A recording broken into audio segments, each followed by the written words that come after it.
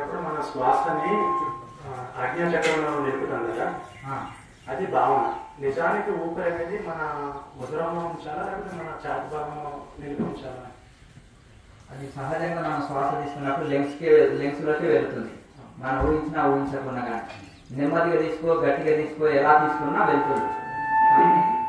దాన్ని ఒక మెల్లగా నెమ్మదిగా ఒక టెక్నిక్ మీద తీసుకోవాలన్నమాట.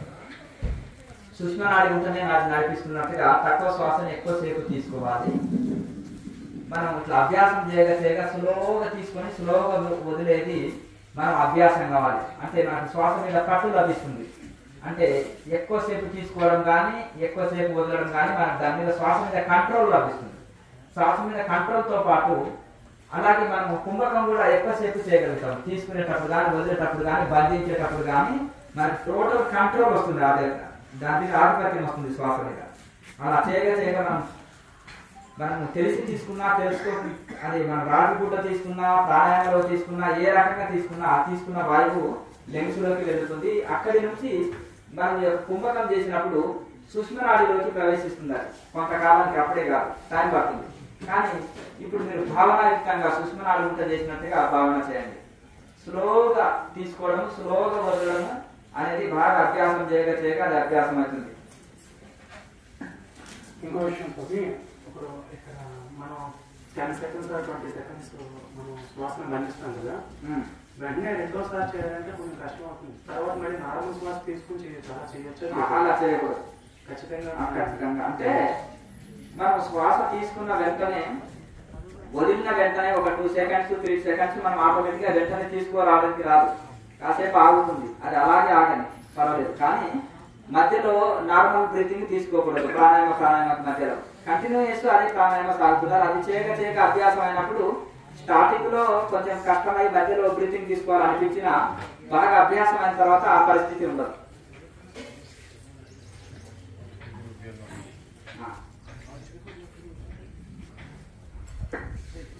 గురుగారు, ధ్యాన స్థితిలో ఉండేటప్పుడు మన ఆజ్ఞా చక్రంలో దృష్టి పెట్టి అంటే శ్వాస మీద ధ్యాస ఉంచడం చేయమంటారు.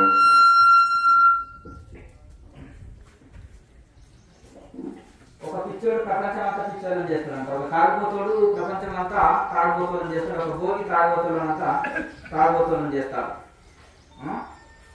అలాగే ఒక ఋషి ప్రపంచం అంతా ఋషులను చేస్తాడు. వివేకానంద స్వామి ఎట్లా చేసిండు? ప్రపంచం అంతా వివేకవంతులను చేశాడు. అవివేకవంతులను చేయలేదు. శంకరాచార్య మేధావంతులను చేసిండు ప్రపంచం అంతా. స్వామి దయానంద సరస్వతి ఆలోచింపజేశాడు. అర్థమైంది. ఇప్పుడు ఈ కుల మతాలతో కొట్టుకు చేస్తున్న జనాల్ని ఒక మేలుకొల్పాడు. ఉన్నదంతా ఆయులే అన్నాడు. అందరికి వేదాన్ని అందించాడు. 3300 గురుకులాలు స్థాపించాడు. ఒక గురుకులం స్థాపించడానికి ఇప్పుడు తలమునకలు అవుతారు. ఆ కాలంలో కరువు కాలంలో తిండికి కూడా కష్టం. 100 సంవత్సరాల కింద 80 సంవత్సరాల కింద భోజనానికి కష్టం. 10 మంది పిల్లల్ని కానివాళ్ళు ఆ 10 మందికి అన్నం పెట్టడం కోసం జీతం ఉండేవాళ్ళు. పల్లెటూరులో ఏం చేసేవాళ్ళు? భోజనం కోసం అంటే పని చేస్తే గింజలు ఇచ్చేవాళ్ళు. అది జీవనోపాధి సాగేది. ఆ కరువు కాలంలో ఆయన 3300 గురుకులాలు ఫ్రీ భోజనం పెట్టి 12 ఏళ్ళు వేదం వేదాంతం నేర్పించాలంటే చూడండి మరి ఎంత సంకల్ప శక్తి కలిగిన మహనీయుడు. కనుక ఋషిపరంగా వాళ్ళు బోధిస్తారు. ఇప్పుడు ఏమైందంటే గురువు అక్కర్లేదు, ఇది అక్కర్లేదు, ఏదో పుస్తకంలో ఒక పాయింట్ దొరికించుకొని వీళ్ళు ఏం చేస్తున్నారంటే నాకు తెలిసిందే, నేను పట్టిన కుండేటికే 3 ఎకరాలు, నేను పట్టింది రాయైనా సరే రస్తాను, నేను మోరిలో మునిగినా అదే గంగా. అర్థమైంది కదా? నేను మోరిలో మునిగినా అంటే నేను డ్రైనేజీలో మునిగినా అదే గంగా అంటారు. అట్లా ఆ పరిస్థితిలో కనుక ఋషులు ఏ ప్రకారం చెప్పారు? అర్థమైంది. ఒక ధ్యానం ఇలా ధ్యాన సెంటర్ ఇట్లా కట్టుకోవాలంటాడు, ఒక ఆయన ధ్యానం అంటే ఇలా చేయాలంటాడు, ఒక ఆయన ఏ నియమాలు అవసరం లేదు, గోడ కానీ కూర్చొని మించి పెట్టుకొని నిద్రపోవాలి ఇంకొక ఆయన అంటాడు, ఇంకొక ఆయన పిచ్చోడి చేతిలో రాయింది ఆధ్యాత్మికం అనేది. వీళ్ళు ఋషులా అంటే తగిలించుకుంటారు పేరు పెద్ద బిరుదులు.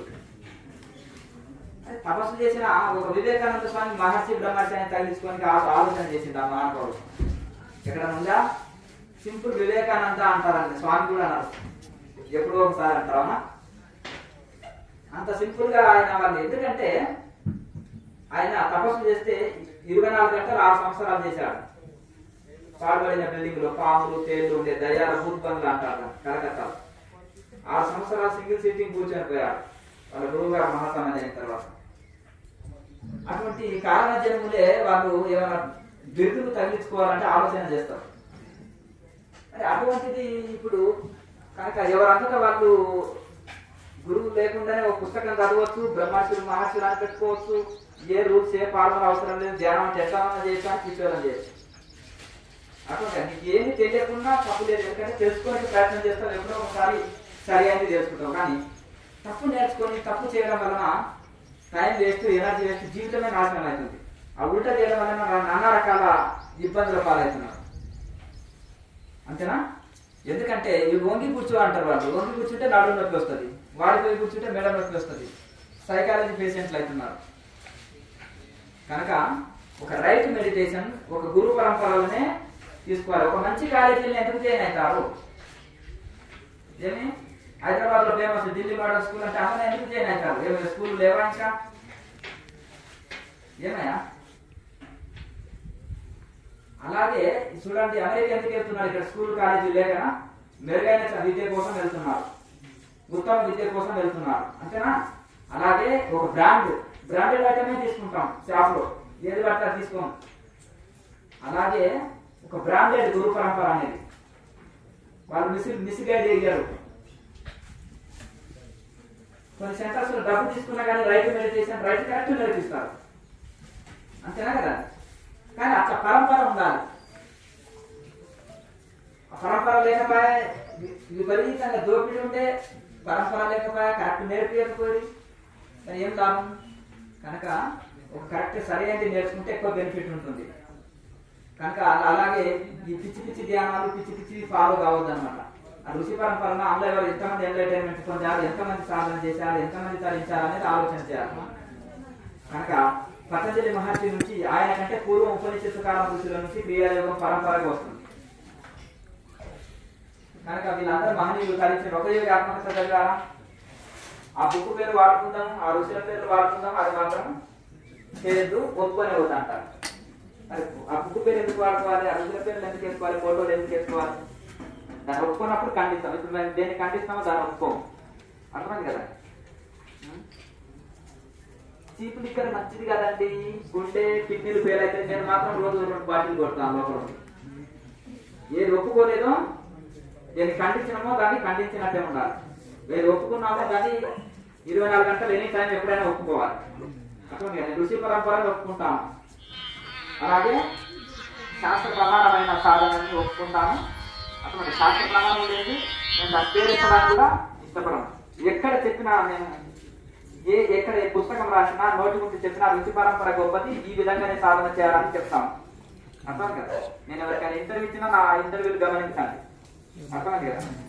నేను ఎప్పుడైనా కానీ ఋషి పరంపర గ్రేట్ అంటాను, అష్టాంగ యోగం గ్రేట్ అంటాను. అర్థం కదా? యోగ జ్ఞానమే గ్రేట్ అని చెప్తాను. ఇతర పద్ధతులు అంతా కూడా కాలినడక లాంటివి. అది ఇంకా సరిగ్గా చేయకపోతే మళ్ళీ నార్మల్ మెడిటేషన్ అన్న ఒక క్రమ పద్ధతిలో ఒక చక్కగా కూర్చోండి, ఆసనం వేసి కూర్చోండి, ఒక మంచి బెడ్షీట్ 4 గంటలు వేసుకొని ఆసనం సిద్ధాసనమో పద్మాసనంలో కూర్చోండి, మేరుదండం కలిగేయకండి, దృష్టిని ఆజ్ఞ చక్రం నింపండి. భగవద్గీతలు ఏం చెప్పారు? గురువుల మధ్యలో దృష్టి నింపండి, సమకాయ శిరోగ్రీవం మెడని మేరుదండాన్ని సమర్పిలో ఉంచితేయండి, యుక్తాహార విహారాలు పాటించండి, ఉడకబెట్టి నిద్రపోండి. అర్థమైంది కదా? బాగా నిద్రపోయి బయటకు వచ్చేసి ఇది పొందిన మరి పొందిన ఆస్తం రావి నక్షత్ర లోకాలు దివ్య పురుషుల శరీరంలోకి వచ్చే ఇవన్నీ పిచ్చి మాట్లాడమన్నారా బుద్ధుడు? ఎక్కడ అక్కడ అసత్య దోషం వస్తుంది కదా. సమ్యక్ వాక్ అన్నాడు ఆయన, అసత్యం మాట్లాడొద్దు అన్నాడు. మీరు మాట్లాడేది నోరు తెలిస్తే వెయ్యబోతారు. అసలు గురువు నిలబడి మూత్రం పోతాడు, శిష్యుడు గేదెలాగా పరిగెత్తుతూ పోతాడు అన్నారు. క్వశ్చన్ అడిగినప్పుడు గురువుకి యోగ్యం లేనప్పుడు శిష్యులకి ఎట్లా ఉంటుంది? యథా గురువు తథా శిష్య, యథా రాజా తథా ప్రజ. రాజు నిండా దాడి పండుకున్నాడు అనుకో, ప్రజలంతా నిండా దాడి పండుకుంటారు, ఏం పని చేయకుండా. అవునా? కనుక అలాగే మరి ఆ విధంగా మనము ఇట్లా ఈ విధంగా దీన్ని ఋషి పరంపరలో ఋషులు ఏం నియమాలు చెప్పారు? వివేకానంద స్వామి ఎక్కడన్నా చెప్పారా? గోడ కాని నిద్రపో, మ్యూజిక్ పెట్టుకో, ధ్యానం పడుకొని ధ్యానం చేయి, పిచ్చి పిచ్చి మాటలు ఉంటాయి. ఆయన పుస్తకాల్లో ఎక్కడైనా మెడిటేషన్ గురించి పుస్తకాలు రాశారు, వారు తెలుసా మీకు? అష్టాంగ యోగం తప్పకుండా అష్టాంగ యోగం చేయాలి, ధ్యానం వివరాలు అంటారు. ఈ వెదవులు కొన తెలియదు తోక తెలియదు ధ్యానం అంటే అష్టాంగ యోగాన్ని ఖండిస్తారు. ఏం తెలుసా వీళ్ళు? 1 గంట సేపు కదలకుండా ధ్యానం చేసి పెట్టాను, మేము సర్టిఫికేట్ ఇచ్చి పంపుతాం. అట్లా నువ్వు బ్రహ్మర్షివో భ్రమ కలిగించేటోళ్ళు అంటారు కదా, ఏమయ్యా బ్రహ్మర్షివో ఇది పరిస్థితి ఇట్లా ఉంది. కనుక ఒక శాస్త్రీయమైన ధ్యాన పద్ధతి ఎంతో మేలు చేస్తుంది. ఒక అశాస్త్రీయమైన ధ్యాన పద్ధతితోటి ఆరోగ్యాలు పాడవుతాయి, చాలా ఇబ్బందులు పాడవుతాయి. మలయాళ స్వామి ఓంకారం అనే గ్రంథం రాశారు. ఎంత అద్భుతం! శిరోధార్యం అంటే ఏంటి? నెత్తి మీద పెట్టుకునే గ్రంథం అంటారు కదా, చాలా గొప్పనైన గ్రంథం. అట్లా ఉపనిషత్తు ప్రమాణంగా ఇవన్నీ ఉన్నాయి. కనుక అలాగే ఎంతో మంది మహనీయులు రాశారు పుస్తకాలు. వాళ్ళ శిష్య పరంపరకు అందాలని శాస్త్ర ప్రమాణాన్ని ఒప్పుకుంటారు. కనుక మనము రైట్ మెడిటేషన్ చేస్తే రైట్ ఎక్స్పీరియన్సెస్ వస్తాయి, రాంగ్ మెడిటేషన్ చేస్తే ఆరోగ్యాలు పాడవుతాయి, టైం వేస్ట్, ఎనర్జీ వేస్ట్. అర్థం కదా? కూటస్థ దృష్టి కలిగి ఉండాలి. ఎక్కడ పెట్టవచ్చు ధ్యాస? ఎక్కడ పెట్టాలి? కూటస్థంలో. ఒక ఆయన ఈడ పెట్టంటారు, నడినెత్తిన పెట్టంటారు. ఏ శాస్త్రంలో ఉంటాయి? అంతేనా కదా? ఒక ఆయన ఇక్కడి నుంచి ఇక్కడికి కింది నుంచి నాకు కష్టం అవుతుంది, బరువు మోయలేదు. ఏం బరువు ఎత్తుకునేది ఉందా ఇందులో? అక్కడి నుంచి అక్కడికి ఏమైనా ఏ శాస్త్రం ఉంది చెప్పండి? ఉందా చెప్పండి. కనుక ఆ విధంగా మీరు కన్ఫ్యూజ్ కావాల్సిన అవసరం. నేను ఒకటే చెప్తున్నాను, 1,00,000 మంది వచ్చి మనం కన్ఫ్యూజ్ చేసినా కన్ఫ్యూజ్ కావద్దు. అర్థమైందా? ఋషి ప్రమాణం కూడా చూడండి, మన మేధస్సుని దూరం పెట్టి భగవద్గీతలో 6వ అధ్యాయం చదువుకోండి. కృష్ణ పరమాత్మ కంటే మేధావులు కాదు కదా. ధ్యాన యోగం ఎట్లా చేయాలి, ధ్యాన యోగి ఎటువంటి నియమాలు పాటించాలి, ఆహార నియమాలు ఎట్లుండాలి, వ్యవహారం ఎట్లుండాలి, ఇంత ఆహార విహారశ, ఇంత చేస్తు కర్మకు, ఇంత స్వప్నవబోధశ, యోగో భవతి చదువుతారు. అందరూ చదువుతారు, అన్ని సెంటర్లలో, అందరు ధ్యాన సెంటర్లలో చదువుతారు ఈ శ్లోకం, కానీ ఆచరణ ఉండదు. అంతేనా కదా? మరి లాభమే 1000 యజ్ఞాలు చేసి మూత్రంలో చేతికి అడిగారంట పవిత్రమని. అర్థమైంది కదా? మేము అన్ని శాస్త్రాలు చదివేమంటారు,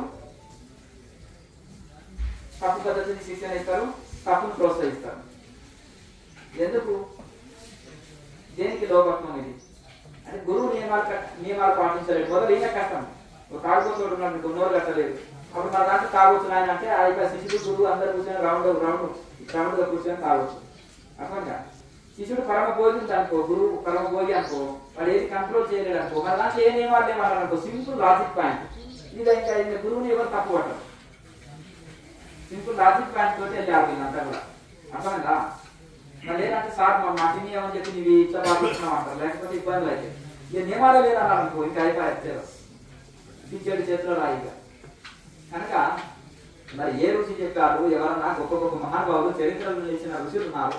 కృష్ణ పరమాత్మ ఇచ్చే చెప్పారు, ఎత్ర యోగేశ్వర కృష్ణ ఎత్ర పార్థోదానంతర యోగేశ్వరుడు. పతంజలి మహర్షి ఇచ్చే చెప్పారా, ఋషులు ఇచ్చే చెప్పారా, బుద్ధుడు చెప్పారా? పాపం ఆయన ఎక్కడ ఎంత త్యాగము, బుద్ధుడు అంత త్యాగం.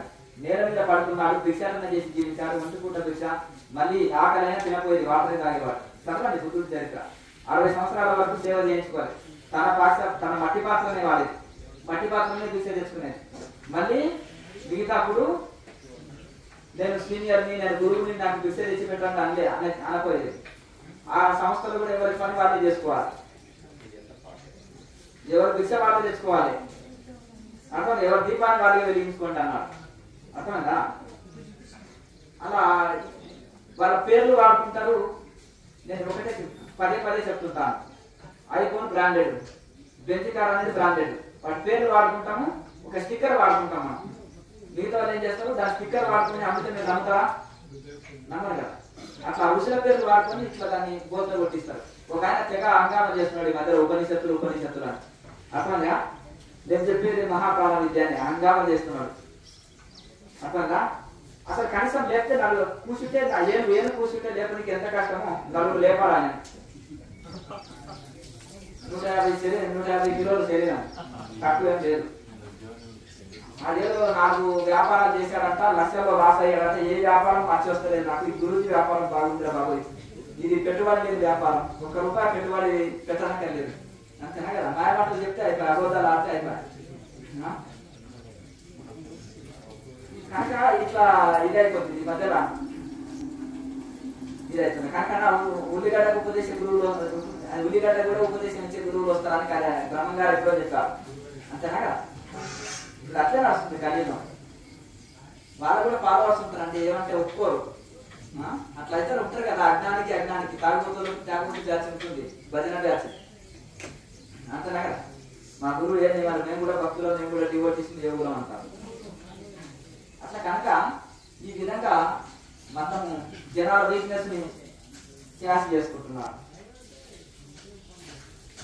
కనుక ఈ విధంగా మనకు జాగ్రత్తగా ఉండాలి. మనం నిజంగా తరించాలి, ఋషి పరంపరలో ఉండాలన్నప్పుడు రైట్ వేలో వెళ్ళాలి. రాంగ్ వేలో వెళ్తే మనం టైం వేస్ట్, ఎనర్జీ వేస్ట్, డబ్బు వేస్ట్. కనుక ఋషులు చెప్పి భగవద్గీతలో అధ్యాయం చదువుకోండి, 6వ అధ్యాయం బాగా చదువుకోండి. శ్లోకం చదవడానికి రాకపోతే కనీసం వాక్యాలను చదువుకోండి, అదే అర్థమవుతుంది కదా.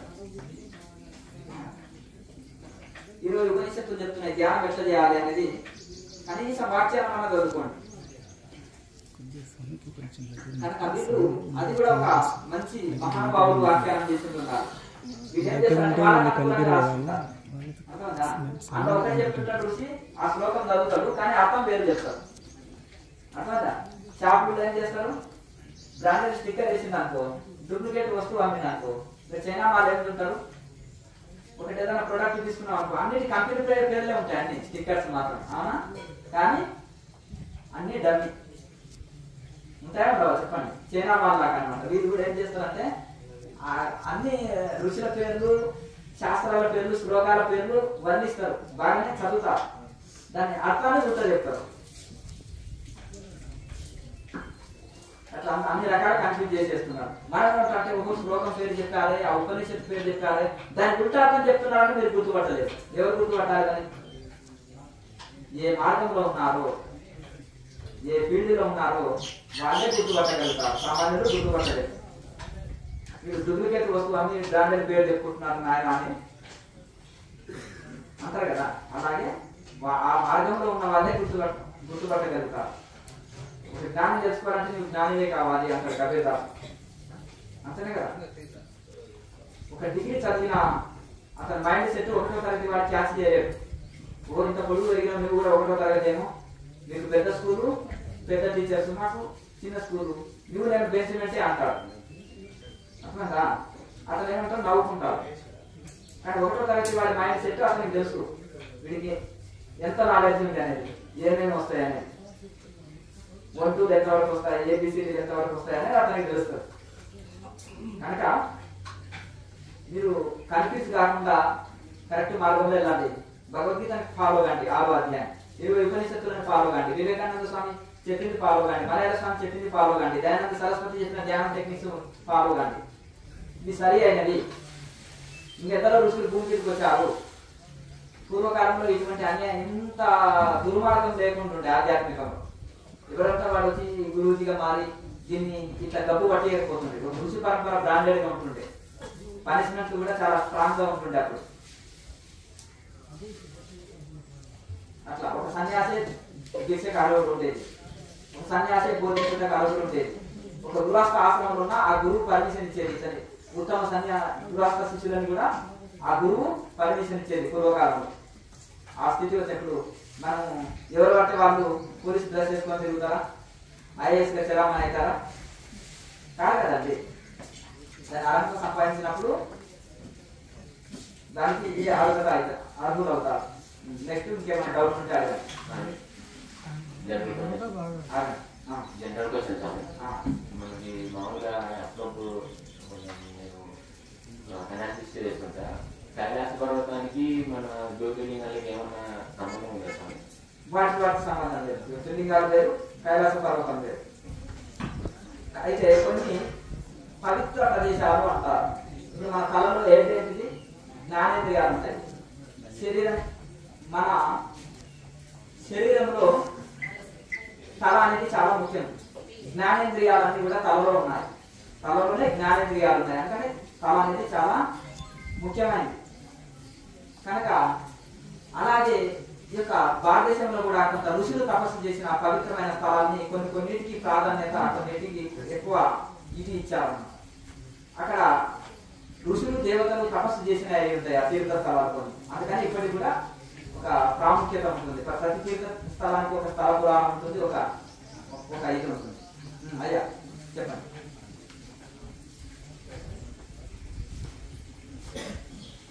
నీ క్వశ్చన్ ఏంటి? డాక్టర్ దగ్గర మెడిసిన్ వాడు అర్థమైంది కదా. బ్లడ్ లో ఇన్ఫెక్షన్ అయిందనుకో తప్పకుండా రోజుకి మాత్రలు వాడాలి.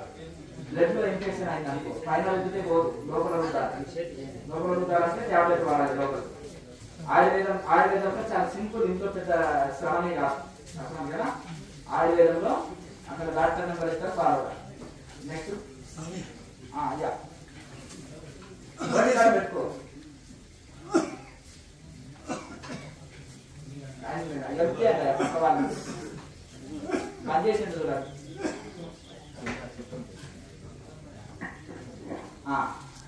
స్వామి గురుపుత్రం కావాలంటే ఉపదేశం తీసుకుంటేనేనా? ఉపదేశం తీసుకోవాలా లేదా? ఇప్పుడు స్కూల్కి వెళ్ళాలంటే ఏం చేయాలి? మొదలు పేరు నమోదు చేసుకుంటారు, అవునా కదా. ఆ స్కూల్లో రిజిస్టర్ ఫీజు ఉంటుంది, అవునా. రిజిస్ట్రేషన్ ఫీజు ఉంటుందా ఉండదా? ప్రతి దానికి ఒక ప్లాట్ కొనాలంటే కూడా రిజిస్ట్రేషన్ ఫీజు అంటారు, అర్థమైందా. ఏదైనా చేయాలన్నా ఆ రిజిస్ట్రేషన్ ఫీజు అనేది నార్మల్గా ఉంటుంది. ఇక్కడ రిజిస్ట్రేషన్ ఫీజు అడిగారు లేదు కదా. అలాగే ప్రతి దానికి కూడా నువ్వు స్కూల్లో వెళ్ళాలంటే పేరు నమోదు చేసుకుంటావు.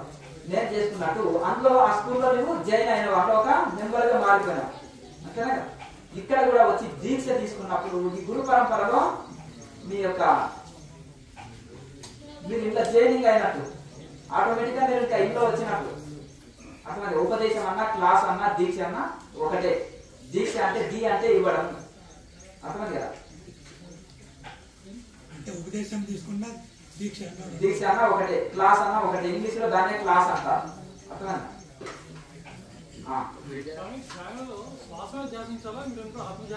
రామాయణం అంటే రాముడు సీతమైంది అన్నట్టుంది కదా.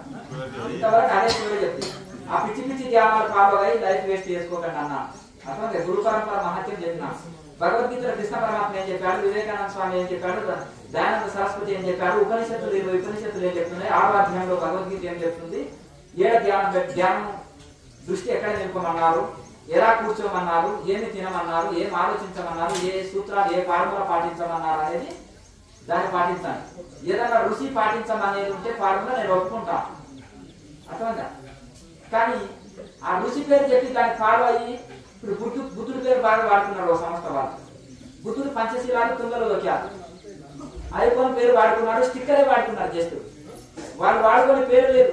క్రియాయోగ గురు పరంపరల ఫోటోలు కూడా అన్ని వేసుకుంటారు. బాబాజీకి వాళ్ళు ఎక్కువ బర్త్డే చేస్తారు, మనం చేయలేదు. ఎందుకంటే ఆయన డేట్ ఆఫ్ బర్త్ లేదు, అర్థం కదా. డేట్ ఆఫ్ బర్త్ లేదు, బర్త్డే చేస్తావా? నీ తాతది డేట్ ఆఫ్ బర్త్ నీకు తెలియదు, బర్త్డే చేస్తావా? కాకపోతే పూలమాల వేస్తాం, నమస్కారం చేస్తాం. మేము కూడా పూలు పెట్టుకున్నాం, నమస్కారం చేసుకుంటాం, అంతేనా. లేదంటే ఆయన మనసులో హృదయంలో పెట్టుకుంటాం. ఆయన బర్త్డే లేదు కనుక మనం చేయము. ఇప్పుడు క్రియేటివ్ కూడా చేస్తారు, బర్త్డే, అర్థమంట. కనుక అలాగే ఇప్పుడు ఏంటిదంటే ఇప్పుడు మామూలుగా వీళ్ళేమో ప్రదర్శన కోసం చేస్తారు, మనమే భక్తిపూర్వక హృదయాన్ని అర్పించుకుంటాం ఆ గురువుకు. వీళ్ళేం చేస్తారంటే ప్రదర్శన కోసం బ్రాండ్ ఆ పేరు వాడుకుంటారు జస్ట్, అర్థం కదా. ఎక్కడెక్కడ పేరు ఉందో బాగా గురువుల పేరు ఉందో ఆ పేర్లన్నీ వాడుకుంటారు. కానీ ఆ పేర్లు వాడుకొని దాన్ని మాత్రం ఫాలో కాకండి అంటారు. మరి పేరు ఎందుకు వాడుకుంటున్నావు? ఆ పుస్తకాలు ఎందుకు చదవడం టైం చేస్తే ఆ ఫోటోలు ఎందుకు వేసుకుంటావు? వేసుకోకూడదు. ఏది ఒప్పుకోలేదో దాన్ని మనం ఆ ఫోటోలు వేసుకోకూడదు, ఇది చేయాలి. మరి కన్ఫ్యూజ్ చేసినట్టే కదండి, కన్ఫ్యూజ్ చేసినట్ట కాదు. కనుక ఆ విధంగా మీరు భగవద్గీతలో చెప్పినట్టుగా దృష్టి ఎక్కడ పెట్టమన్నారు? భగవద్గీతలో భూమధ్యలో దృష్టి పెట్టమన్నారు కదా. నీ మనసు ఇంటికి వెళ్ళింది, ఏం చేయాలన్నాడు కృష్ణ పరమాత్మ? ఎక్కడికి వెళ్ళినా తిరిగి తీసుకొచ్చి ఆత్మలో లయం చేయి, కూటస్థంలో దృష్టి పెట్టుకో, అర్థమైంది కదా. నీ మనసు ఎట్టెట్ వెళ్ళినా ఎక్కడ పరిగెత్తినా తిరిగి తీసుకొని వచ్చి ఎక్కడ పెట్టమన్నాడు? భూమధ్యంలో పెట్టమన్నాడు. నీ ఆత్మ మీదే దృష్టి పెట్టమన్నాడు కృష్ణ పరమాత్మ. మనసు ఎట్టెట్ పరిగెత్తినాక అర్థమైంది. 4వ అధ్యాయం ఏం చెప్పారు?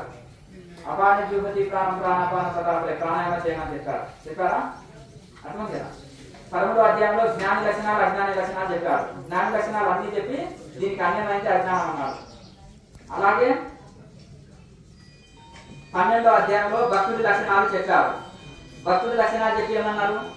దీనికి అన్యమైంది ఆడంబర భక్తి అన్నారు.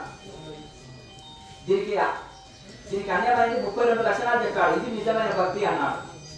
అర్థమైంది కదా. దీనికి అన్యమైంది ఆడంబరం అన్నారు అని చెప్పారు. 6వ అధ్యాయంలో యోగి ఏం తింటాడు, ఏం ఆలోచన చేస్తాడు, ఎట్లా ధ్యానం చేస్తాడు, అసలు యోగారూఢుడు ఎట్లా అవుతాడని చెప్పాడు. యోగారూఢుడు అంటే యోగాలో హై లెవెల్. ఒక దాంట్లో పిహెచ్డి చేస్తావు కదా, ఒక సబ్జెక్ట్ లో పిహెచ్డి అంటే ఇక ఫైనల్ అంతే కదండి. కనుక అలాగే ఒక సబ్జెక్ట్ లో పిహెచ్డి చేసినట్టుగా యోగారూఢుడు అంటే యోగాలో ఉత్తమ స్థితి అందుకున్నవాడు. అలాగే స్టార్టింగ్ లో ఎట్లుండాలని చెప్పారు. ఎప్పుడు యోగారూఢుడు అవుతావు, నువ్వు ఏ నియమాలు పాటించాలి, ధ్యానం ఎట్లా చేస్తే అవుతావు అనేది స్టార్టింగ్ లో చెప్పి చివరికి ఇది చేస్తూ చేస్తూ పోగా నువ్వు యోగారూఢ స్థితి, యోగాలో ఉత్తీర్ణుడు అవుతావు అని చెప్పారు. యుక్తాహార విహారాలు అంటే తిండి, నిద్ర, మెలకువ, పనులు అన్ని మితంగా ఉండాలన్నారు.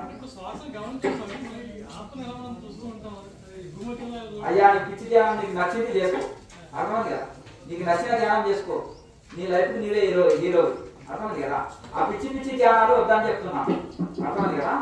ఆ పిచ్చి ధ్యానాలు చేసి బుర్రలు పాడైనాయి, ఆరోగ్యాలు పాడైనాయి, అర్థమైంది కదా. మీ మనసుని ఇప్పుడు మధ్యలో కాన్సల్టేషన్ చేయాలి, అర్థమైంది కదా. మీ మనసుని కాన్సల్టేషన్ చేయాలి. అయితే ఇంకో నేను ఒకటి చెప్తా చూడండి. అసలు ధ్యానం అంటే ఏంటిది ఇక్కడ చూడండి. మనసు అనేది ఏంటి అయ్యా చూడండి. ధ్యానం నిర్విషయం అన్నా. ధ్యానం దేని అంటారు, నిన్ననే చెప్పిన నిర్విషయ స్థితిని ధ్యానం అంటారు. ధ్యానం నిర్విషయ మనన, మనసుని నిర్విషయ స్థితి చేసిన స్థితినే ధ్యానం అంటారు. మిగతా అన్ని కూడా టెక్నిక్లు కూడా, ఈ టెక్నిక్లు అన్ని కూడా ఏంటంటే ధ్యానంలో వెళ్ళడానికి సహాయం చేసేది. ట్రైన్, బస్సు, నడకను, సైకిల్, ఫ్లైట్ ఏవైతే ఉన్నావో ఇవన్నీ ఉన్నాయి కదా, ఇవన్నీ కూడా మార్గాలు, రకరకాల మార్గాలు. కానీ ఫ్లైట్ నే పట్టుకున్నాం అనుకో, ఫ్లైట్ ని పట్టుకుంటే ఇంకా ఉత్తమం కదా ఫ్లైట్ లో కూర్చుంటే. అలాగే ఈ ఋషులు చెప్పిన ఏ పద్ధతి అయితే ఉంటుందో ఫ్లైట్ మార్గం లాంటిది. విచారణ, ధ్యానం, యోగం ఏ ఋషి చెప్పినా ఈ మూడింటిని తప్పకుండా చెప్తారు, గుర్తుపెట్టుకోండి. విచారణ సెల్ఫ్ ఎంక్వైరీ, వేదాంత విచారణ, అలాగే ప్రాణాయామ అభ్యాసం, అలాగే నిశ్చల ధ్యాన స్థితి. ఏ ఋషి చెప్పినా ఏ శాస్త్రం అన్నా తీసుకోండి, భూమధ్య ధ్యానంగా చెప్పారు, గుర్తుపెట్టుకోండి. చేప గుడ్డు పెడుతుంది, పెట్టి కళ్ళు తెరిచి చూస్తుంటే గుడ్డు పగిలి అంటే దృష్టికి అంత శక్తి ఉంటుంది. కనుక కాన్సల్టేషన్ ఎప్పుడైతే థర్డ్ ఐలో పెట్టి ధ్యానం చేస్తారో థర్డ్ ఐ ఓపెన్ అవుతుంది, దృష్టికి అంత పవర్ ఉంటుంది. మీరు ఏ శాస్త్రం అయినా తీసుకోండి, మీరు ఏ ఋషి రాసిన శాస్త్రం అయినా తీసుకోండి, ఉపనిషత్తులు తీసుకోండి, భగవద్గీత తీసుకోండి, ఏదైనా తీసుకోండి. ధ్యానం అంటే గృహ మధ్యలో కాన్సల్టేషన్ చేయండి. మనసు ఎక్కడికి వెళ్ళినా తిరిగి ఆ కాన్సల్టేషన్ ని ఎక్కడ పరిగెత్తినా మళ్ళీ తీసుకొచ్చి గృహ మధ్యలోనే దృష్టి నిలబడి.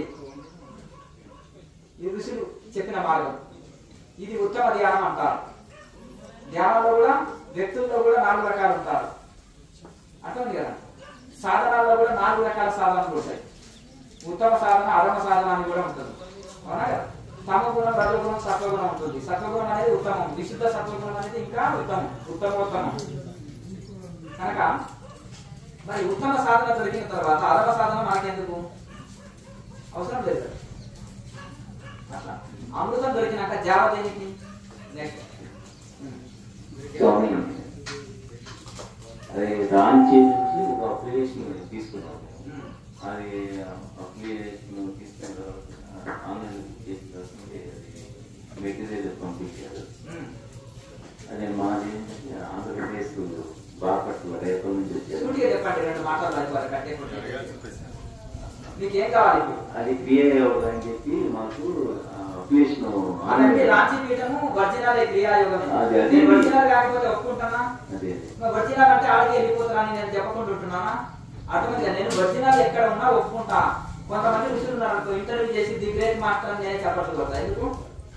ఎందుకు కొడతా? బ్రాండెడ్ ఐటమ్ ని బ్రాండెడ్ అనాలి, అన్బ్రాండెడ్ ని అన్బ్రాండెడ్ అనాలండి. ఒక సన్యాసి ఇంకో సన్యాసిని ఎక్కడన్నా ఇంటర్వ్యూ చేస్తాడా? గుర్తుపెట్టుకోండి. చేస్తాడా? అహం అడ్డు వస్తుంది, అర్థమైంది కదా, గుర్తుపెట్టుకో. వివేకానంద స్వామి కూడా ఎందరో గురువులను దర్శించాడు. నాకు ప్రహరీ బాబా నన్ను ఆకర్షించాడు, దాని గ్రేట్ యోగి అని చెప్పుకున్నాడు.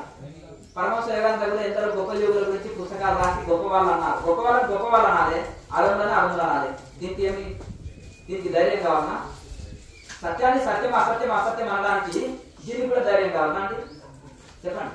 కనుక బ్రాండెడ్ సంస్థలు ఉన్నాయి, కానీ ఈ మాయగాళ్ళు సెంటర్స్ ఎక్కువ చేసేసి కోట్ల రూపాయలు పెట్టుబడి పెట్టేసి ప్రజల ధనమే వేల కోట్లు లాగారు. రకరకాలుగా ఒక్కొక్కడైతే 100 కోట్లు ఛానల్స్ ఖర్చు పెడతారు. ఏది ప్రజల ధనమే లాగుతాడు, డబ్బు లాగి ఫేక్ న్యూస్ ని సప్లై చేస్తారు జనాల బుర్రలు పాడు చేయడానికి. అర్థమైంది. ఒరిజినల్ అనాలే. కనుక ఋషి పరంపర ఎక్కడున్నా నేను ఒప్పుకుంటాను. నార్త్ ఇండియాలో ఋషి పరంపర స్టాండర్డ్ గా ఉంది. మన తెలుగు రాష్ట్రాల్లో దళితులు ఏంటంటే ఎండోమెంట్ ఇక్కడే పనిచేస్తారు. నార్త్ ఇండియాలో పనిచేయదు ఎండోమెంట్. ప్రజల భూము దేవాలయాల భూములతో కబ్జా పెడతారు, దేవాలయాల ముండిని ఖాళీ చేసి పడేస్తారు. ఇక్కడ నేత ఉన్నాడు లారీ ఎత్తుకొని పోతారు ఉండి అయిపోయి. ఇక్కడ దేవాలయాల భూములని కబ్జా పెట్టి పడేస్తారు, దేవాలయాల ధనాన్ని లాగి పడేస్తారు. నేతలు చేసే పని. ఇక వీళ్ళు ఈ దొంగ గురువు చేసే పని ఏంటంటే వాడు ఏ వ్యాపారం ఉద్యోగం దేనికి పనికిరాని చదవటం ఉంటాడు కదా, ఈ ఆధ్యాత్మిక గురువుగా అవతారం ఇస్తారు. అర్థమైందా? ఓ ఋషి పరంపర ఉండదు, ఒక పాడు ఉండదు, ఒక టీవీ ఉండదు, మొత్తం తిరిగి వ్యాపారం చేసి పడేస్తారు. చేస్తున్నారా చేస్తలేరు ఆధ్యాత్మికాన్ని? అవునా? ఒక్కొక్కటి 1000 కోట్లు దోస్తున్నారు తెలుసా మీకు? అది ఇచ్చే కంపెనీలకు బ్రెయిన్లెస్ ఫెలోస్. అర్థమైంది కదా? ఒక బీద వాళ్ళకి సహాయం చేయండి, నిజంగా దుఃఖంలో ఉన్న వాళ్ళకు. అర్థమైంది కదా?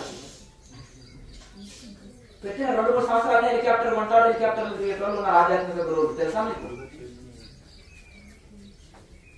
వాటిలో జీవితంలో త్యాగం ఉందా? మన దోషి ఫ్యామిలీ తిడతారు.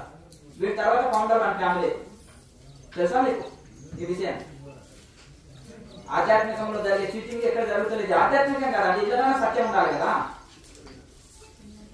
ఇందులోనే ఉండాలి కదా. ఇప్పుడు ఆధ్యాత్మికం అంటేనే ట్రూత్ఫుల్ లైఫ్, సత్యవంతమైన జీవితం.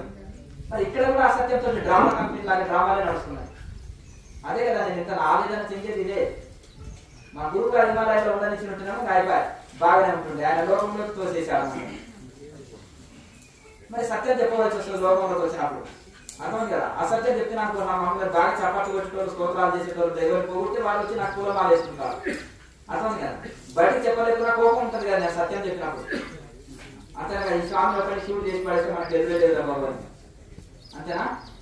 ఉంటుందా చెప్పండి. కనుక ఈ విధంగా ఇప్పుడు ఆపోజిట్ లీడర్ని దేనికి తలగాకు నీకు 1000 కోట్లు కావాలా ఎక్కువ బాబు వాడితో ఆపోజిట్ వాడు అంటారా అన్నమాట పొలిటికల్. అట్లా ఇది కూడా సత్యమే చెప్పాలి మనం. అట్లది భూమి మీద ఎవరు శాశ్వతం కాదు కదా, ఎప్పటికి శాశ్వతం ఉండం కదా, ఏం తీసుకురాలి కదా, ఏం తీసుకెళ్ళాం కదా. మరి ఋషులు అందుకనే సత్యం పలికారు. వాళ్ళకి జ్ఞానోదయం అయింది కాబట్టి సత్యమే పలికారు, సత్యాన్ని ఒప్పుకున్నారు. అర్థం కదా? ఈ అజ్ఞానులు ఎందుకంటే స్థిరంగా ఇక్కడే ఉంటాను, ఈ నేను సంపాదించిన డబ్బులంతా నేను స్థిరంగా ఉంటాను అంటున్నారు కదా, పరంపరగా నా తరాలకు అందియచ్చు అని ఆ దేహమే ఆత్మగా భ్రమించేవాడు అసత్యాలు ఆడుతుంటాడు. ఏంటిది? దేహమే ఆత్మగా భ్రమించేవాడు ఇటువంటి తప్పుడు ప్రచారాలు చేస్తారు. తప్పుడు ఆధ్యాత్మికతని వ్యాప్తి చేస్తారు. అర్థం కదా? డబ్బు కోసమే పని చేస్తారు. దేహమే ఆత్మగా భావించేవాడు. ఎందుకంటే దేహం ఆత్మ అనుకుంటున్నాడు కాబట్టి ఇక్కడ నేను పర్మనెంట్ గా ఉంటాను, ఇక్కడ సంపాదించిన డబ్బులు నాకే అవుతాయి, లేదంటే నా వంశం వారికి అవుతాయి, ఈ పర్మనెంట్ అనుకుంటారు. ఇప్పుడు ఆత్మనే సత్యం, దేహం అసత్యం అనుకున్నప్పుడు అతనికి ఏం మోహం లేదు, సత్యమే పలుకుతారు. ఇక్కడ వదిలిపెట్టేదే కదా దేహం, దీని మీద నేను ఎందుకు పాపం కూర్చుకుంటూ, అంతేనా కదా? దేహమే ఆత్మ అనేది అజ్ఞాన స్థితి. అజ్ఞాన స్థితిలో ఉంటేనే స్వార్థం ఉంటుంది, దోపిడి ఉంటుంది. మరి జ్ఞానం కలిగినాక స్వార్థం పారిపోతుంది కదా, దోపిడి ఉంటుంది కదా. ఇంకా అక్కడ జ్ఞానోదయం అవుతుంది కదా. అట్లా చూడండి, ఆయన బలి చక్రవర్తి ఉన్నాడు. బలి చక్రవర్తి ఆయన విపరీతమైన అంటే ఋషులను పీడించేవాడు, ఇంద్రుని బాధించి ఇంద్ర పదవి లాక్కుంటాడు, మహాక్రూరులుగా వ్యవహరిస్తాడు. తర్వాత వాళ్ళ తండ్రి ఒకసారి భృగు మహర్షి ఆయనకి ఒక సాధన మార్గం చెప్పి ఈ మార్గం సాధన చేసుకుని ఆయన అని చెప్పినప్పుడు ఆ సాధన చేసినప్పుడు సాధన చేయగా చేయగా చేయగా అతనిలో అరిసెట్ వర్గాలు కాలిపోయి జ్ఞానోదయం అవుతుంది, బ్రహ్మజ్ఞానం కలుగుతుంది. అప్పుడు యజ్ఞ యాగాలు దాన ధర్మాలు అన్ని పుణ్యకార్యాలు చేశాడు. ఇదే సరి అయిన సమయం అని విష్ణుమూర్తి వామనుడి అవతారంలో వచ్చేసి ఆయన తోటి దానంగా మొత్తం తీసేసుకుంటారు. తిరిగి ఇంద్రుడికి ఆ పదవి అప్పచెప్పేస్తారు. ఎందుకు? అతను సత్వగుణంలో ఉన్నాడు, ఏది అడిగినా ఇచ్చే స్థితిలో ఉన్నాడు. అదే అంతకుముందు అయితే ఇతని ఒక బందికాణలో వేసి ఏం చేసేవాడు? సన్మానం చేసి పంపేవాడు కొరడా దెబ్బలతో. అర్థమైంది కదా? కానీ అతనిలో రాక్షసత్వం పోయింది కదా. ఇప్పుడు రత్నాకరుడు ఉన్నాడు, మహాకురుడు, తలదానికి వాడు, రత్నాలు దొంగిలించేవాడు, బంతికోటు దొంగ. కానీ అతను తపస్సు చేయగా వాల్మీకి మహర్షిగా మారాడు. కానీ ఎప్పుడు రైట్ మెడిటేషన్, రైట్ సాధన చేసినాడు, రాక సాధన చేసేవాడు అనుకో, అర్థమైంది. మంచి ఆరోగ్యం ఉన్నవాడు కూడా ఉన్న ఆరోగ్యం పోతుంది. అర్థమైందా? అలాగే రైట్ మెడిటేషన్ చేసినాం అనుకో, అనారోగ్యం ఉన్న ఆరోగ్యం చక్కబడుతుంది. రైట్ రాంగ్కి ఇదే తేడా, ఇదే వేదం. నెక్స్ట్ కానీ ఆసనాలు వేసి ప్రాణాయామం చేయలేదు, ఓన్లీ ఆసనాలు మాత్రం వేసి ధ్యానంలో కూర్చున్నాను. ధ్యానంలో కూర్చున్నప్పుడు డీప్గా పోయినప్పుడు గ్రీన్ కలర్ లో మొత్తం కాన్షియన్స్ ఆకాశం అనేకమైన అనుభవాలు వస్తుంటాయి, వస్తూ పోతుంటాయి. వాటి ఏం పని వల్ల ఒక చక్రం కనిపించింది. నువ్వు ఎక్కడానం చేస్తున్నావు? 2 years చేస్తున్నావా? అనేకమైన అనుభవాలు వస్తుంటాయి. ఆ చక్రం కానీ నేను పక్కన నిలబడిన చక్రం కూడా వెళ్ళిపోయింది. అనేకమైనవి వస్తుంటాయి. అర్థమైంది కదా? నువ్వు చెప్పేటివి కాకుండా ఇంకా అనేకమైన వస్తుంటాయి. మంచి ఎక్స్పీరియన్సెస్ కదా, హృదయంలో పెట్టుకో.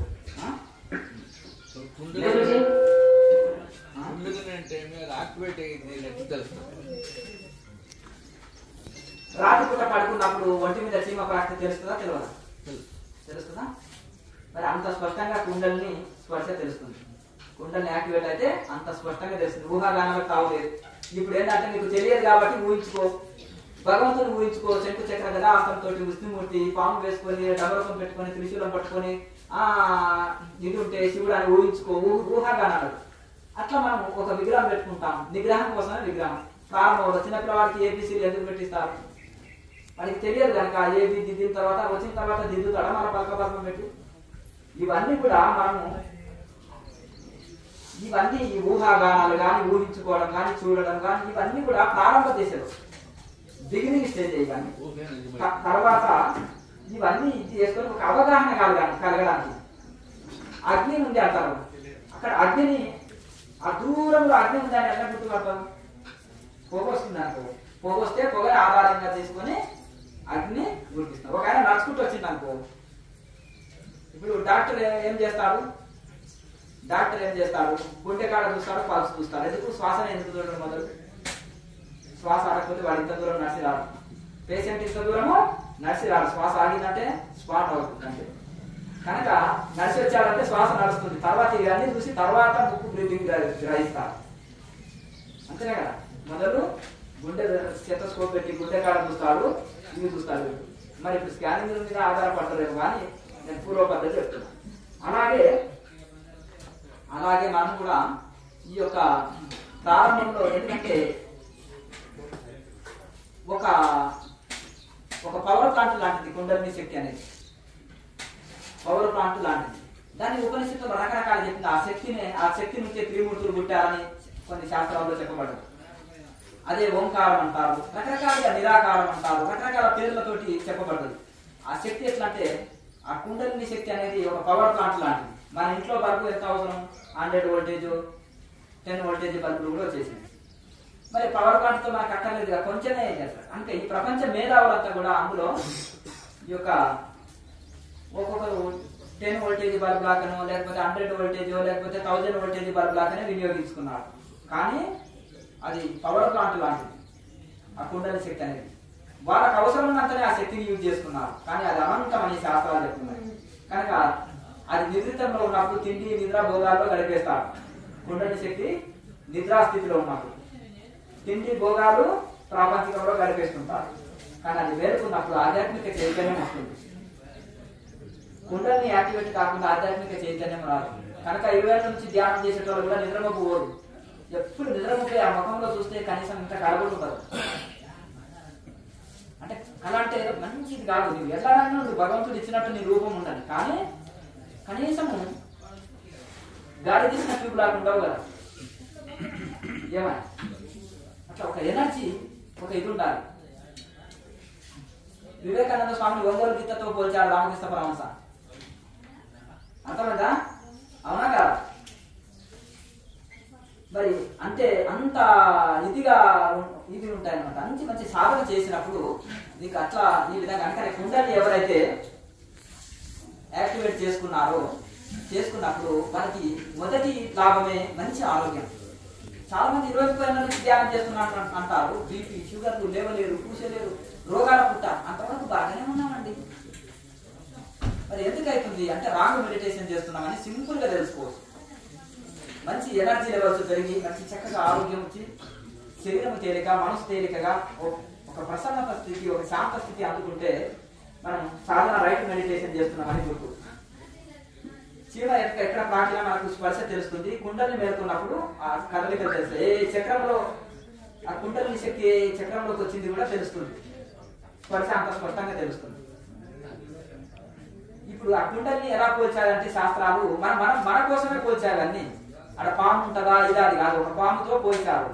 పాము తల మీద కొట్టే పౌరుషంగా పైకి పడక విప్పుతుంది, పైకి ప్రవేశిస్తుంది. అలాగే కుండలిని నిద్రితంలో ఉన్నప్పుడు మనం అజ్ఞాన స్థితిలో ఉంటారు. ఆ యొక్క ప్రాణాయామ అభ్యాసం వలన, విచారం వలన, ధ్యానం వలన, నిరంతర ధ్యాన స్థితి వలన తమో గుణం వెళ్ళిపోతుంది. వాత పిత్త కపాలే, ఈ కపము వాతము ఈ రెండు మనిషికి తమో గుణాన్ని ఇస్తాయి. ఈ రెండు ఈ వాత పిత్త కపాలు కొట్టిపడేస్తాయి ఈ ప్రాణాయామ అభ్యాసం వల్ల. వాత పిత్త కపాలు కొట్టేసినప్పుడు ఆటోమేటిక్ గా ఈ యొక్క తమో గుణము, సోమరితనము అనేది పోతుంది. ఎప్పుడైతే ఈ ప్రాణాయామ అభ్యాసం చక్కగా చేస్తే మహాముద్ర లాంటివి పర్ఫెక్ట్ చేస్తే మహాముద్ర ఒక ముద్ర కూడా మనకి ఏర్పాటు చేస్తారు. అది కేవలం కుండని యాక్టివేట్ పోతుంది. అది ఎక్కువ సెట్లు వేయండి. మరి కుండని యాక్టివేట్ చేయాలంటే ఏం చేయాలంటే మహాముద్ర ఎక్కువ సెట్లు వేసి ప్రాణాయామ అభ్యాసం చక్కగా చేయి, కుంభకాన్ని ఎక్కువ చేయి, ఆటోమేటిక్ గా కుండని యాక్టివేట్ అవుతుంది. కనుక అప్పుడు ఆ నిద్ర స్థితిలో ఉన్న కుండల్ని మేలుకుంటుంది. ఇప్పుడు ఎలక్ట్రాన్ ఎట్లా ఉంటాయంటే మనం చూపించగలుగుతామా చెప్పండి? మైక్రోస్కోప్ తోటి చూడవచ్చు. మరి ఆత్మ ఎట్లుంటుందంటే జ్యోతిముద్ర ద్వారా అనుభూతిలోకి తెచ్చుకోవచ్చు.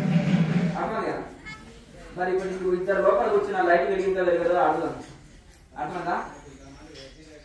చెప్పినా కదా 2 సంవత్సరాలన్నా ధ్యానం చేయండి అని. నియమం ప్రకారం ఉన్నా లేకపోతే డబ్బులు ఇచ్చిన వాళ్ళని లోపల కూర్చోబెడుతున్నా చెప్పండి. పెద్ద పెద్ద కాపులు కూడా వచ్చినాయి కదా, వచ్చినాయా రాలేదా చెప్పండి?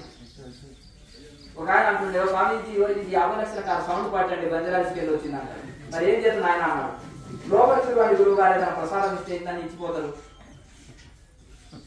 అటువంటి లౌకికం ఇక్కడ ఏమన్నా పాపం అందరికి ఒకటే ప్లేటు, అందరికి ఒకటే ఒక ఎన్ఆర్ఐ అయితే ఒక ఆయన నేను 4 సార్లు వచ్చి ఎనికి లైన్లో కూర్చొని క్లాస్ చేసిపోయిన స్వామి అన్నారు. అందరం ఒకటే ప్లేటు, ఒకటే చాప, ఒకటే దగ్గర ఉన్నాం స్వామి. ఈ క్వాలిటీ ఉంది ఇక్కడ. ఏ క్వాలిటీ లేనివాడు ఈ క్వాలిటీ గురించి మాట్లాడుతున్నాడు. ఈ కాలం ఉందా ఇక్కడ ఈక్వాలిటీ లేదా? శంకరాచార్య పరంపరలో ఒకటే ఈక్వాలిటీ ఉంటుంది. గుర్తుపెట్టుకోండి. సరేనండి. ఈక్వాలిటీ అంటే ఆచరణలో చూపెట్టాలి. అర్థమైంది కదా? కనుక ఆ విధంగా మీరు సాధన చేయండి. సాధన మంచిగా చేయండి. ఆటోమేటిక్గా ఏది ఎప్పుడు రావాలనో అది ఆటోమేటిక్గా అది వచ్చేస్తుంటాయి. అందుకే మనం మీకు డౌట్స్ ఉంటే అడగండి. వీడియోలు అన్ని పెట్టినాను కదా, అన్ని పెట్టినాను. సమశీతోష్ణ స్థితి ఉంచుతుంది, శరీరంలో హీట్ రాదు. అలాగే కుండల్ని యాక్టివేట్ చేయాలి. సుష్మ నాడిలోకి శ్వాస ప్రవేశిస్తుంది, శరీరంలో ఉష్ణం పెరగదు, ఆకలి దప్పులు కంట్రోల్ చేస్తాయి. 1 రోజు 2 రోజులు నీళ్లు లేకుండా జీవించగలుగుతారు. 3 డేస్ ఫుడ్ లేకుండా జీవించగలుగుతారు. అర్థమైందా? కానీ వృత్తి కేసులు వచ్చినాక కాదు, సంకల్పం కూడా ఉండాలి, మనోధైర్యం కూడా ఉండాలి. నేను ఉండగలుగుతాను, ఈ ముద్రలో అంత పవర్ ఉంది అనేది అతనికి దాని మీద నమ్మకం ఉండాలి. చిన్నప్పుడు వాడికి డైమండ్ వచ్చింది అనుకో, డైమండ్ రేగి పండ్లకి ఇస్తే దాని విలువ తెలవాలి కదా. ఈ కేసరి ముద్ర పవర్ ఇటువంటి దాన్ని బాగా అభ్యాసం చేయాలి. ఎల్లవేళ కేచర్లో ఉండాలి, బాగా అభ్యాసం చేసి ఉండాలి, ఎల్లవేళలో ఉండాలి, కొన్ని రోజులు ఉండగలగాలి. ఉన్న తర్వాత దీనికి ఇంత శక్తి ఉంది అనేది దాని పవర్ తెలవాలి.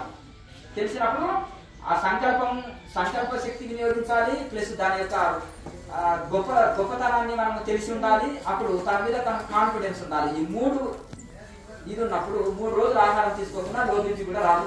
మన దగ్గర వచ్చిన 75 సంవత్సరాల వృద్ధులు కూడా కేచర్లో 3 రోజులు ఉండి సాధన చేశారు కంటిన్యూ.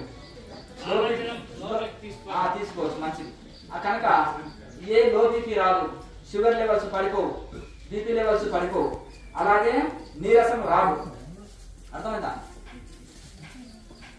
నేను 60-70 సంవత్సరాలలోనే కూర్చోగలుగుతారు, 3 రోజులు ఫుడ్ లేకుండా ఉండగలుగుతారని చెప్తున్నాను.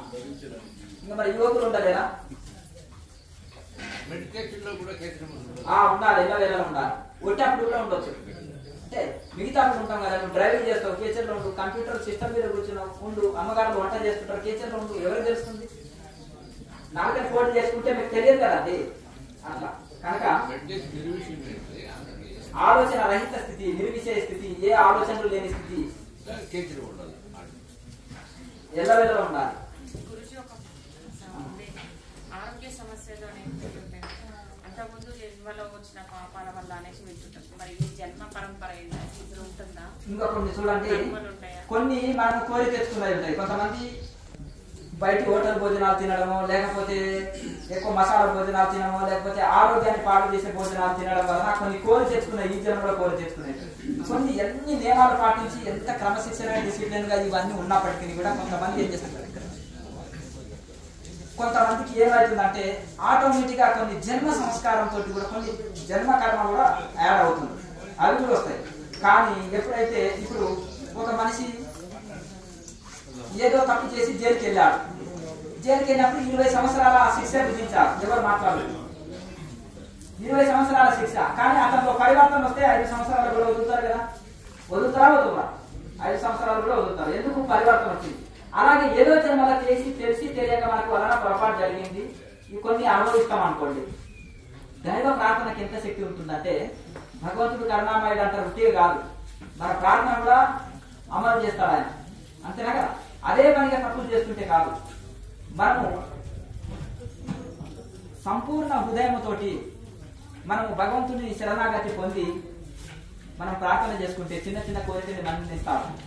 స్వామి, ఏదో జన్మలో నేను భగవంతుడా, నేను ఏదో జన్మలో ఏ కర్మ చేసినో నేను ఇప్పుడు నరకం అనుభవిస్తున్నాను, నాకు తెలిసి ఈ జన్మలో నేను కరెక్ట్ గా ఉన్నాను, కానీ గత జన్మ సంస్కారంలో నేను ఏం చేసినో నాకు తెలియదు, నీకు తెలుసాలి.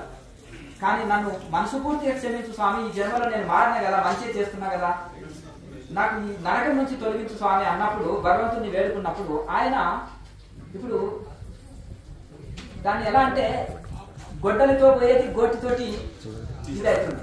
ఒక ఆయన అంటాడు బైక్ మీద పడి తనకు గాయమైందని ఏడుస్తున్నాడు, ఒక ఆయన తలనే ఎగిరిపోయేది.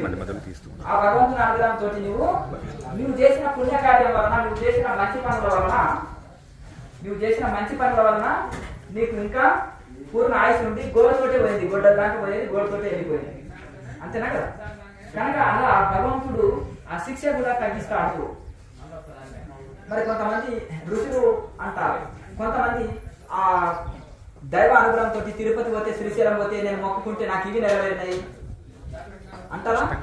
ఎందుకు? మనసు పూర్తిగా హృదయపూర్తిగా చేసిన ప్రార్థన ఫలిస్తుంది. పుణ్యతీర్థాలలో ఇంకా తొందరగా ఫలిస్తుంది సంకల్పం అంటారు కదా. పుణ్యస్థలాల్లో ధ్యానం చక్క కుదురుతుంది. ఆ పుణ్యతీర్థాల్లో ఋషుల తపోశక్తి ఉంది, ఋషుల యొక్క ఇది ఉంటుంది, అక్కడ దైవ అనుగ్రహం కూడా కొన్ని స్థలాల్లో ఎక్కువ ఉంటుంది. కనుక వాళ్ళ సంకల్పాలు నెరవేరుతున్నాయి. కొంతమంది నేను ధ్యానంలో సంకల్పించుకుంటే నాకు రోగం నయమైంది, ఇంట్లో సమస్యలు తీరినాయి, కొన్ని సమస్యలు తగ్గినాయి అంటారు. సంకల్పానికి కూడా అంత శక్తి ఉంటుంది. కనుక భగవంతుడు మనం హృదయపూర్తిగా చేసే ప్రార్థనని కూడా వింటాడు, మన హృదయంలో ఉన్నాడు ఆయన. కనుక ఈ విధంగా మనలో మార్పు వచ్చి ఆహార నియమాలు పాటిస్తూ మంచి చక్కగా ఈ సాధన చేస్తూ, సాధన కొంత క్యూర్ చేస్తుంది, దైవ ప్రార్థన కొంత క్యూర్ చేస్తుంది. తర్వాత మనకు దైవ అనుగ్రహం కలిగితే అయిపోయి కదా, సీఎం మన వాళ్ళు ఉంటే మనం ఏ పనులు అంటే ఆ పనులు చేసుకోవచ్చు. అలాగే దైవం మనం లోకం దృష్టిలో నాకు స్థానం ఉందా, గౌరవం ఉందా అని చూసుకుంటాం. కానీ ఈశ్వరుడి దృష్టిలో నాకు స్థానం ఉందా, ఈశ్వరుడి దృష్టిలో నాకు స్థానం ఉందా అని అది చూసుకోవాలి. దైవం దృష్టిలో నాకు స్థానం ఉందా, దైవానుగ్రహం నా పైన ఉందా అనేది చూసుకోవాలి. మరి దైవానుగ్రహం ఉంటే అన్ని ఉన్నట్టే. నవగ్రహాలు ఏం చేయవు, నవగ్రహాలు కూడా ఆయన గుమస్తలే, అర్థమైంది కదా. ఇప్పుడు సీఎం మనకు అనుకూలంగా ఉన్నప్పుడు కార్యకర్తలంతా మనకు అనుకూలిస్తారు. ఓహో సారు తెలిసిన వారు ఆయన అని మంచి మర్యాద చేస్తారు. అంటే మనకు ఫ్రెండ్స్ అయిపోతారు వాళ్ళంతా కూడా, కార్యకర్తలంతా కూడా ఫ్రెండ్స్ అయిపోతారు. ఎందుకంటే అట్లా అంతే మరి. కనుక అలాగే దైవ అనుగ్రహం పొందినప్పుడు అన్ని అనుగ్రహాలు వచ్చినట్టే. కనుక ఇది ఏంటంటే ఇప్పుడు ఈ కాలంలో ఒక ఫ్యాషన్ ఏమైంది, ఏ సమస్య ఉన్నా శాంతి చేయించుకో అంటున్నావా అంటలేదా, పెళ్లి అయితే లేదా, ఆరోగ్యం సరే లేదా, వాస్తు లేదా, లేకపోతే ఇంట్లో సమస్యలు ఉన్నాయా, ఉద్యోగం వస్తలేదా, పెళ్లిళ్ళు అయితే లేవా, అన్నిటికీ శాంతి చేయించుకోండి. కానీ అయ్యగారి ఇంట్లో ఏ శాంతి లేదు. అన్ని సమస్యలే ఉన్నాయి. కానీ ఆయన దేశం అంతా శాంతి చేస్తుండే. ఎంత లక్ష రూపాయల శాంతి, 50,000 శాంతి, కోటి రూపాయల శాంతి కూడా ఉంటుంది. ఎమ్మెల్యేలో మినిస్టర్లో చేయించుకుంటే కోటి రూపాయలు, మా మామూలు వాడు చేయించుకుంటే 1,00,000 రూపాయలు, ఇంకా తక్కువ అంటే 50,000కి ఏ శాంతి తక్కువ లేదు. ఇంకా తక్కువ విధమైన కాలేజీలు పట్టుకుంటే చిన్న పూజారిని పంపిస్తూ 20,000 రూపాయలు ఇవ్వు. పల్లెటూరు సంగతి చెప్తుంది. మరి ఇట్లా నడుస్తుంది. మరి ఆ శాంతి ఇంట్లో చేయించి అయ్యగారు వాళ్ళ ఇంట్లో సమస్యలన్నీ తొలగించుకోవచ్చు కదా. నా ఆఖరికి మాత్రమే ఇంత అన్నం పెట్టండి, మీ ఆఖరికి మురికి ఇస్తాను, ఇల్లు తిరిగాడంట. స్వామి అంత పవర్ ఉంటే ఆ మురికి నీవే తిని ఆకలి లేకుండా చేసుకోవచ్చు కదా, మా ఇంటికి దిశ ఎందుకు వచ్చినాం అన్నారు. అనలేదు. ఎందుకంటే బ్రెయిన్లెస్ పీపుల్స్ అంటే బ్రెయిన్ వర్క్ చేయలేదు కాబట్టి అప్పుడు ఇదే మురిక, ఆకలి లేని మురిక, నా స్వామి నాకు నేను అన్నం పెడతా అంటున్నాను. అంతేనా? అయ్యా అంత శక్తి ఉంటే ఆ మురికి మీరు తిని ఆకలి లేకుండా చేసుకోవచ్చు కదా, మా ఇంటికి దిశ ఎందుకు వచ్చారు అనొచ్చు కదా. అది తెలియని వాళ్ళు చేసేది. వివేకానంద స్వామి లాంటి వాళ్ళు అంటారు అసలు. అంతేనా కదా? రామకృష్ణ పరమహంస అంత ఈజీగా ఫాలో అయ్యారా? అంతేనా కదా? అట్లా మనం తెలివిగా ఫాలో కావాలి దేనైనా. ఆధ్యాత్మికంలో తెలివి ఉండాలి, తెలివితేటలు ఉండకూడదు. ఓ బ్రాండ్ ఐటమ్స్ తీసుకున్నప్పుడు అంతేనా కదా? మా ఆవిడ ఇవే బ్రాండ్ తీసుకురావాలంటుందండి కిరాణా షాప్ లో, సూపర్ మార్కెట్ లో, వేరే ఒప్పుకోదండి, మరి వాపసు పంపిస్తుంది. కనుక నాకు అదే అని ఆయన అంటారు. ఎందుకంటే మన అమ్మగారికి తెలుసు, మన ఇంటికి పంపిస్తుంది. అదే నూనె ప్యాకెట్ తేవాలి, అదే పాల ప్యాకెట్ తేవాలి, అదే బ్రాండెడ్ తేవాలి. మీరు ఏది ఇస్తే అది ఇస్తారండి. తెలివి తక్కువ అండి మీకు. మళ్ళీ పరిగెత్తు అంతేనా? డ్యూటీ టైం అయింది అంటే కూడా లేదు, మన వాడు వాపసు తీసుకోలేదు, వెళ్తూనే లేదు. ఇక మళ్ళీ రెండోసారి అయ్యగారు ఏం చేస్తారు, చెప్పినట్టు అయ్యా లిస్టు లేకపోతే ఇంటి కొట్టు, రైట్ ఉన్నాయి ఇచ్చేయి, లేకపోతే పక్క షాప్లో తీసుకుంటా. అంతేనా కదా? అట్లా. ఎందుకంటే మనం బ్రాండెడ్ ఐటమ్ ఆమె ఎప్పుడు వాడుతుంది, ఏముంది ఎట్లనో, ఏ పాల ప్యాకెట్ ఎట్లనో ఆమెకు బాగా తెలుసు. అంతేనా? అలాగే బ్రాండెడ్ ఇదే తీసుకుంటాం, బ్రాండెడ్ ఇది అవుతాం. కనుక మనం ఇది కూడా ఒక రైతు రుచి మార్గంని అనుసరించాలి. ఇక మళ్ళీ 10 గంటలకు మళ్ళీ క్లాస్ ఉంటుంది. అందరూ మరి మీరు ఎంబడే చేపించి మళ్ళీ ఎంబడే క్లాస్ చేసే బాగుంటారు. అందరూ టిఫిన్ చేసుకోండి, వెంటనే మరి క్లాస్ స్టార్ట్ అవుతుంది. ఇంకేమైనా మరి నెక్స్ట్ మాట్లాడుకుందాము. మరి